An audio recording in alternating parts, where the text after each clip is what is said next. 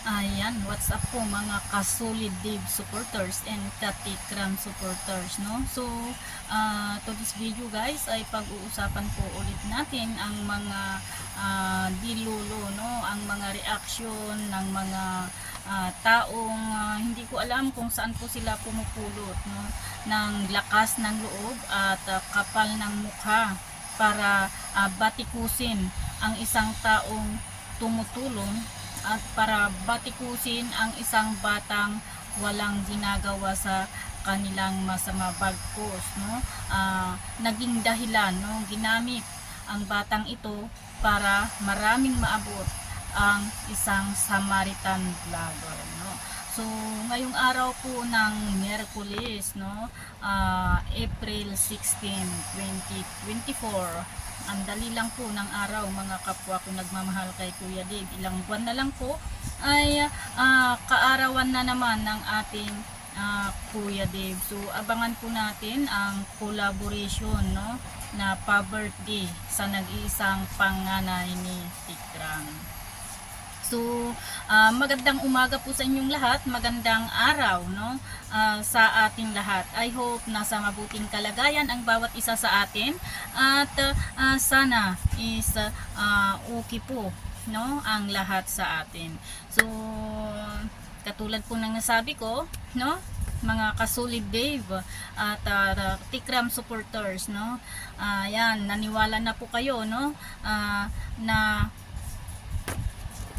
hindi totoong iuuwi, no, hindi seryoso, no, ang pagkakasabi na kukunin na niya ang anak niya, no. Totoo di po ba? Totoo po, no.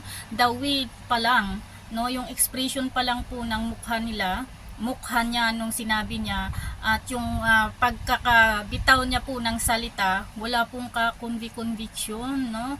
Hindi mo parang pumunta lang doon para sabihin na, ay, Tikram, nandito ako. Parang ganun lang yun guys, no. So naniwala po ba kayo?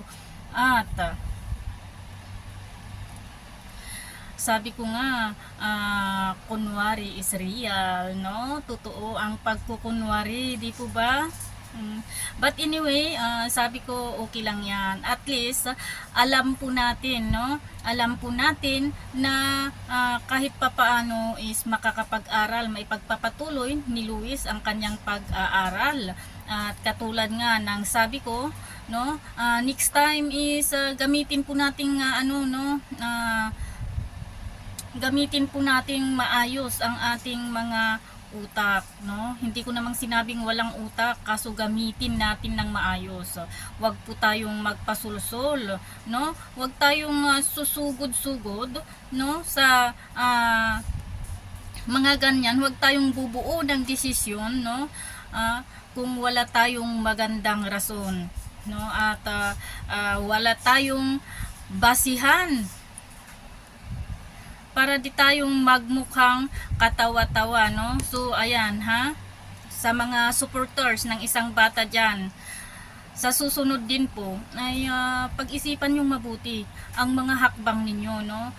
Gumawa po kayo ng plot para sana mapansin or sana mabaliktad ang sitwasyon, para sana yung mga supporters ni Dave ay pagalitan na naman ni Tikram or ni Tikpo rin.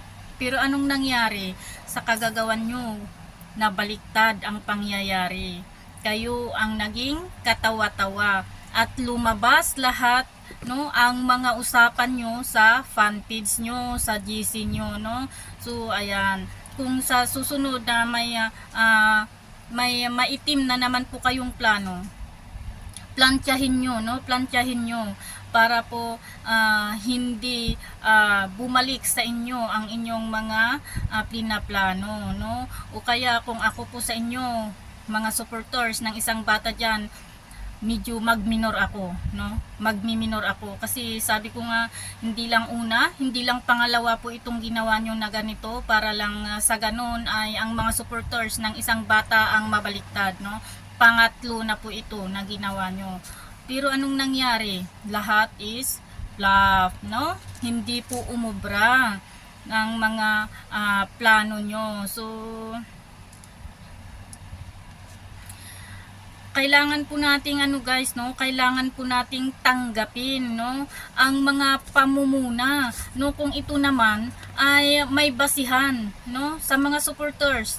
Kung pinuna po ang sinusuportahan natin, kung ito naman ay may basihan, hindi gawa-gawa lang dahil inggit sila, or hindi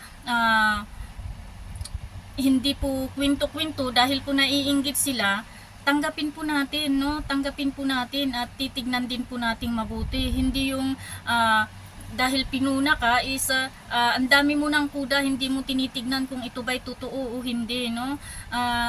Katulad nga ng lagi kong sinasabi, no? Kung wala namang ginagawa na masama ang bata sa inyo, bakit kulang na lang is patayin nyo siya, ano? Masakit ang karma, no? Mas masakit ang karma, di po ba? So I hope na next time ay gagamit kayo ng batayan sa anumang case na iniaakyat nyo sa konsiho. Ayan, dumating na tayo sa konsiho, no? Para naman na kahit papaano is magtagumpay po tayo. Hindi laging katawa-tawa ang dating, no? And before you ask someone to go and complain, baka mas maiging tumingin or tignan mo muna ang sarili nyo, or alamin nyo muna kung may karapatan ba, no, kayong mag-raise, no, ng reklamo, or ano ba ang dahilan, no? Kasi sabi ko nga, tayong mga supporters po kasi, no, ang nag-uumpisa ng lahat ng ito, no. Dahil po may inggit tayo, no, sa isang tao, ay ginagawan na po natin ng issue kahit hindi naman po ka-issue, no.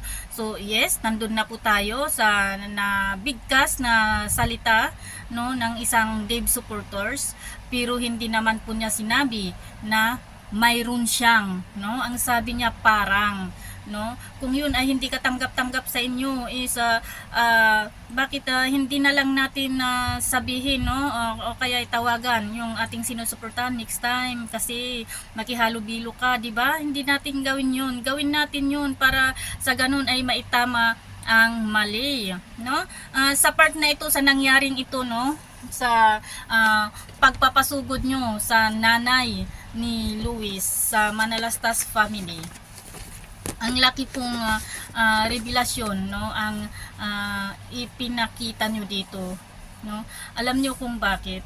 Una sa lahat, sabi ko nga is hanggang nakikita nyo dyan si Dave ay hindi pala kayo mananahimik, no?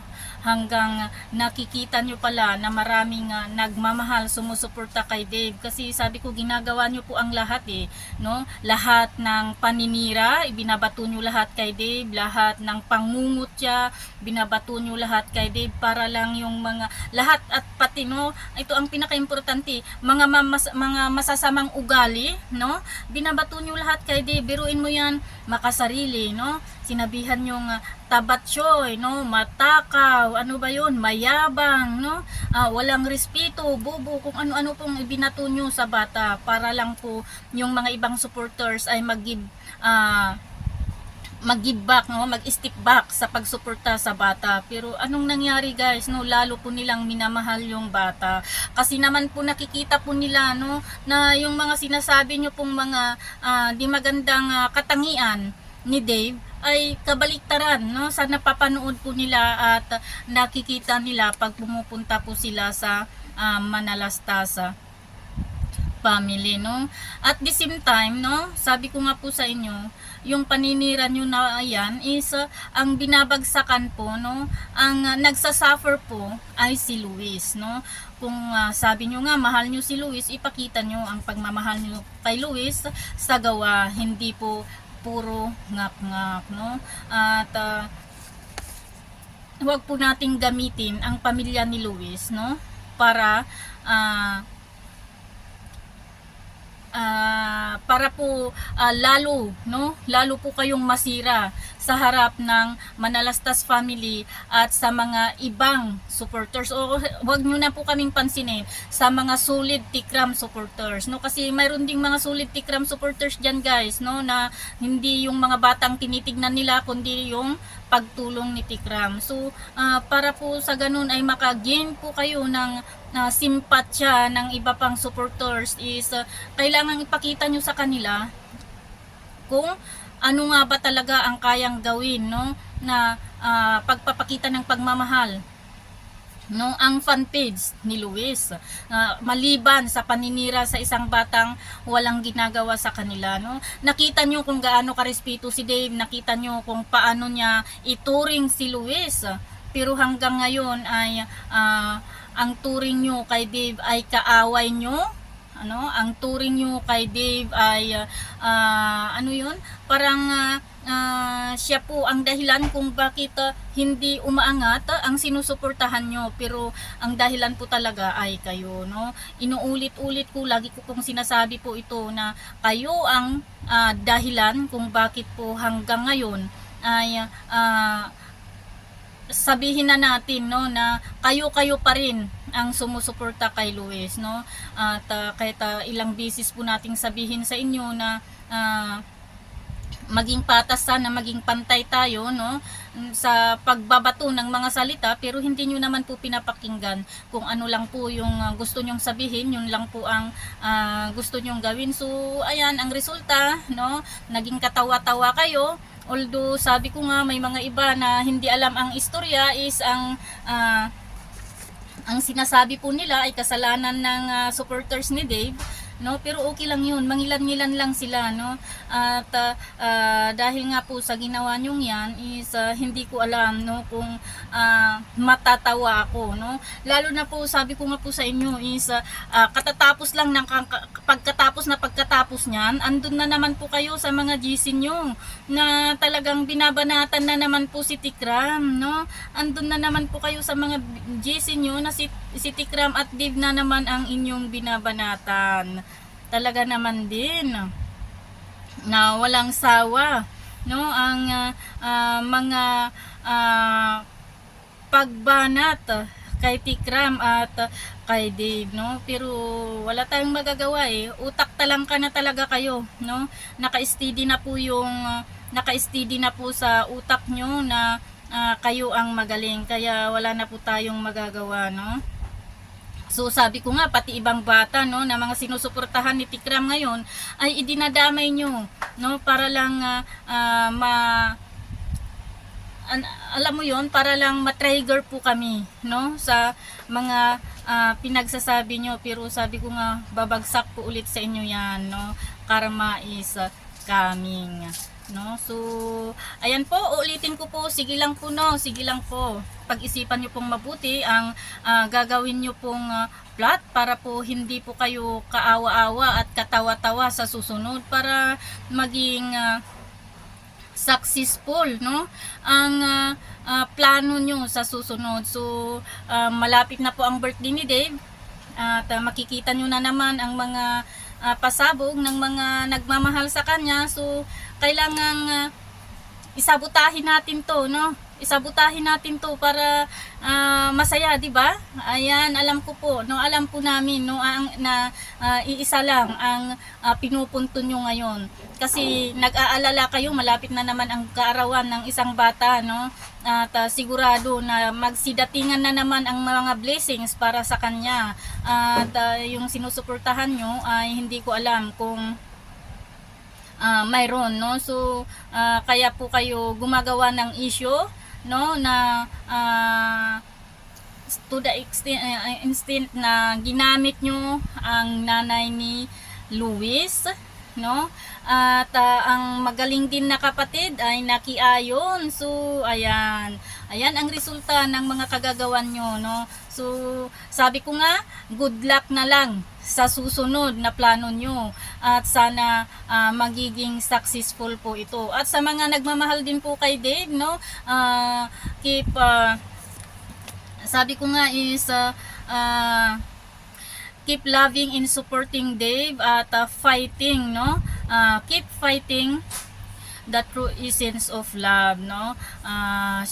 Pakita po natin, no, na hindi po tayo matitinag, pakita po natin na hindi po, no, kawalan ang mga supporters ni Luis para sa atin. Bagkus sa pagkakaisa natin ay mabubuhay at mabubuhay pa rin, no, ang channel ni Tikram. So thank you guys sa walang sawang pagsuporta sa channel ni Tikram. Pagpatuloy po natin na suportahan yan, lalong-lalo na po ang kanyang advokasya, no, na pagtulong sa mga nangangailangan, and ituloy lang din po natin ang pagmamahal sa ating nag-iisang Dave Manalastas, no, na panganay ni Tatay Ram at panganay ng universe. Ayan, thank you, and God bless po sa ating lahat. Sa mga naghihintay pala sa live kagabi, I'm so sorry kasi sabi ko nga pagod match po tayo, hindi po kinaya ng katawan natin, no, ang pagla-live. So titignan po natin mamaya kung may live po tayo. At sa mga hindi pa po